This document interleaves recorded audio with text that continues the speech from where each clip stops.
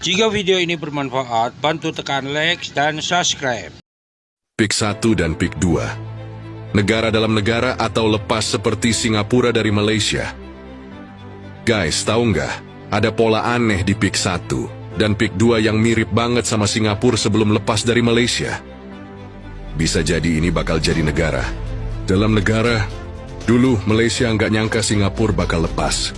Mereka pikir cuma pusat ekonomi biasa.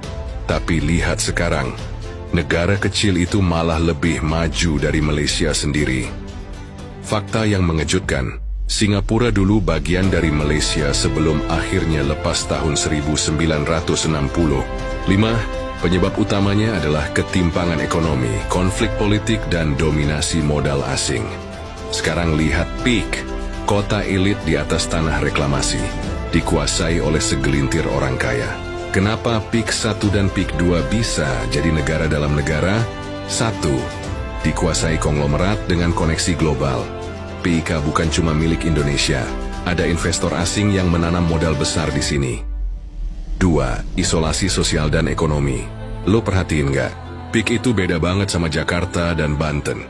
Dia mewah, eksklusif, dan seperti bukan buat semua orang. Bahkan tempat nongkrong dan harga makanannya aja lebih mahal. 3. Berdiri di lahan reklamasi. Sama kayak Singapura, PIK juga dibangun di atas tanah reklamasi. Kalau tanah ini makin meluas dan makin mandiri, apa bedanya sama wilayah otonom? Pertanyaannya, apakah ada motif terselubung? Jangan-jangan ini bukan sekadar proyek properti. Bisa jadi di sini ada skenario yang lebih besar. Beberapa kemungkinan yang bikin pemerintah harus waspada. 1. Bisa jadi zona bebas pajak. Kalau regulasi lemah, bisa jadi PIK akan menjadi wilayah dengan aturan pajak berbeda dari Indonesia. Investor asing bisa bikin PIK jadi lahan bisnis dan kantong ekonomi yang sulit diatur pemerintah. 2. Penguasaan properti oleh orang asing. Udah banyak yang ngomong harga properti di PIK nggak masuk akal buat rakyat biasa. Berarti dengan luas lahan di PIK 1 dan 2, hanya segelintir masyarakat Indonesia yang bisa beli. Sisanya siapa? Yang beli? Orang asing? Jangan sampai kita jadi tamu di negeri sendiri. 3. Pemerintah kehilangan kontrol secara bertahap. Kalau investasi dan pengelolaan di PIK makin eksklusif, lama-lama bisa aja otonomi penuh.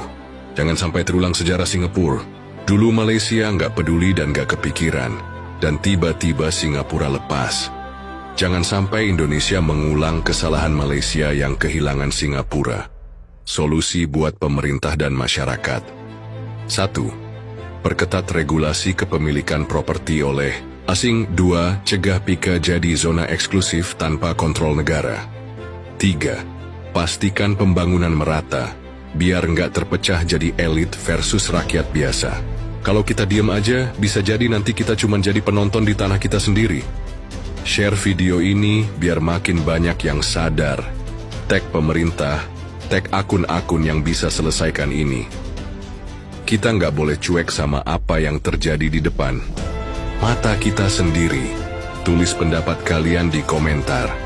Apakah menurut kalian PIK bisa lepas dari Indonesia seperti Singapura dari Malaysia? Follow akun ini buat bahas lebih banyak fakta.